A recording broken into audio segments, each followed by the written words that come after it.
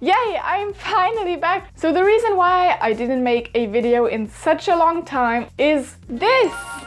Or actually more like this. It's Sophie's first cosplay outfit. She chose a character she liked and built the costume herself.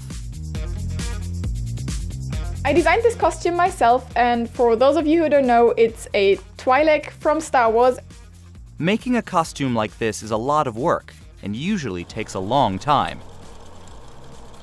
I designed and built this whole thing in 2 weeks or something. Not bad for a beginner.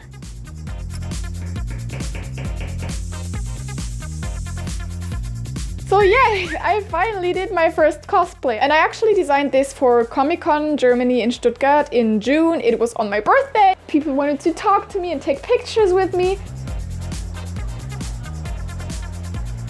It's just a very easy way to find people who share the same interests as you, and it's so much fun. It was just a great experience and I got to meet so many awesome people, so yeah, it was awesome. That's my new favorite word.